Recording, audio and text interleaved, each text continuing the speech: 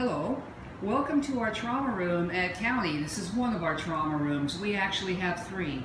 And if you're in here with me in the trauma service, keep in mind as I walk towards the door, what you see right there, that is our helipad. So, this is what our trauma room looks like. I am going to walk us back to the anesthesia station. Take a good look around at what's here. Our supply cart, our Pyxis machine, our supply cabinet, and our anesthesia delivery unit, also called an anesthesia machine. Of course, when you get here, we will go through this in much greater detail, but in a moment, you've been hearing my voice for the past few months. Now you're going to actually see me. Let's not forget back here where the code drove. All right, well, folks, now you get to see me. There's a couple of things we're not going to do. Over here, we would be setting up an A-line, and over here, we would be setting up the level 1. Those are handled in a different module. So we're just going to start with setting up the drugs. So here's the Pyxis machine. Now what you are about to see here, this is a trauma setup. And you're going to be seeing a Mama Wolf setup. Everyone sets a room up differently. This is just how I do it. So the Pyxis is now open and we may now begin. And make sure that you have lots of towels. So I'm going to start by making a drug roll. And since you don't know what is going to come through this door, you have got to be ready for anything and everything. So I'm putting out ephedrine, phenylephrine, go in here, lidocaine, 2% lidocaine, you're going to need that. Propofol is in this top drawer also. I do not open it. I just get it out and I put it in the burrito roll along with a 20cc syringe, which I'm about to do right here. 20cc syringe and a needle. Going to go in there. So that's going in there now. And I have a worthless needle. Bad equipment is a real problem here at County. So here we go. And then you're going to need succinylcholine, rocuronium, or vecuronium, pick one. And you're going to need glycopyrrolate. Once that is done, you go ahead and roll it up, and I call this a burrito roll. This is how I do it. And you take this and you put it in the bottom drawer. The bottom drawer is kind of like our drawer because you don't know what's going to come through this door. You have to be ready. You don't have time. So the drugs are done. The next thing I'm going to do is the airway setup. So this drawer contains all the airway stuff. I prefer the long handle, but you can use the short handle, whatever fits your hand. And I normally will set up a MAC 3 blade because that works most of the time. Always check it, make sure it works. Doesn't help you much.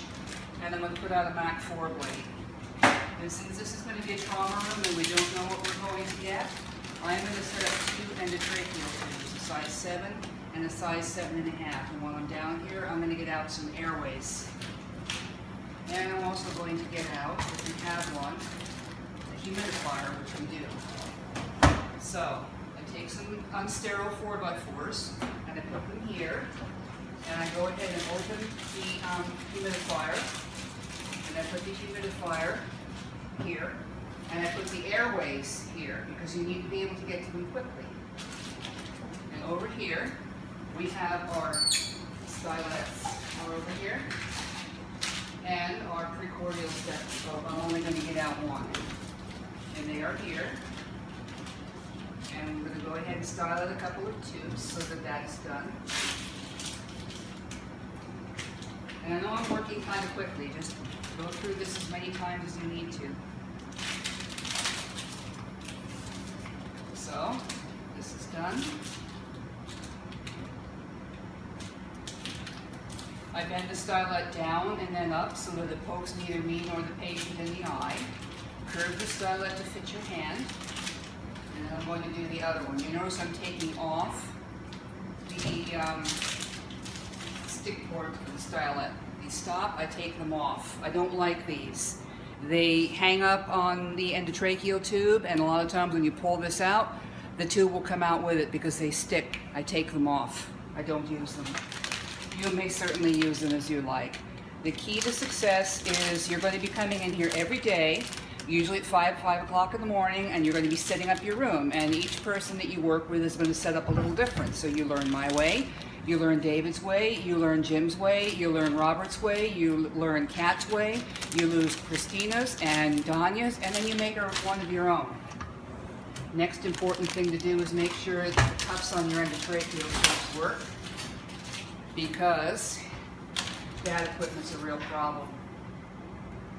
So I'm going to go ahead and do that. Now I deflated the cuff and I'm going to inflate it a little more.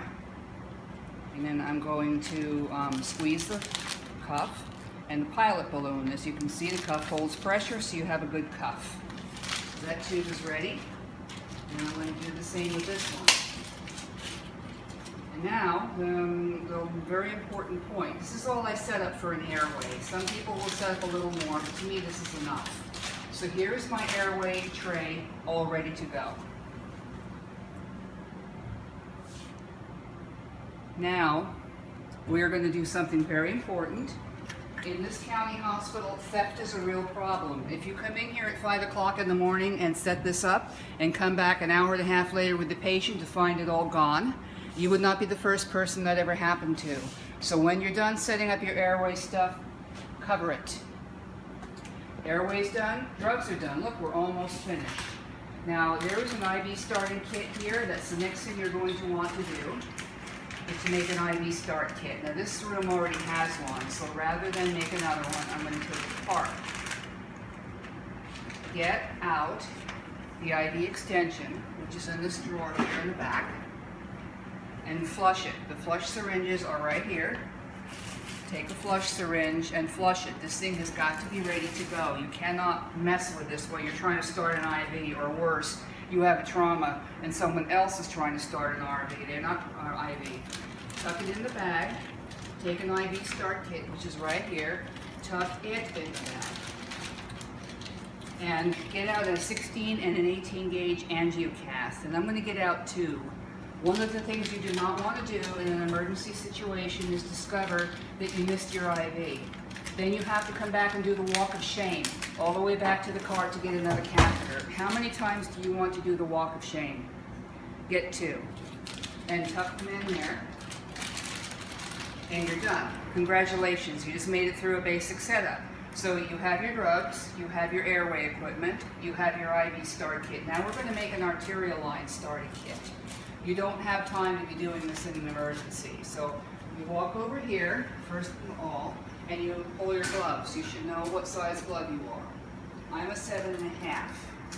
There's a size 6 in there. That might not be so good for you. Since this is going to be yours, you should pull your glove size. 7.5 gloves for me. The next thing you will need, besides gloves, is a guide wire.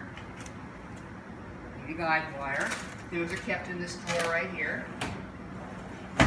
You will need a tegaderm, which is kept right here. You will need a 4x4, which is kept right here.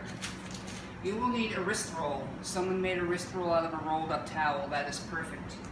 You will need a chlorhexidine prep, which is kept right here.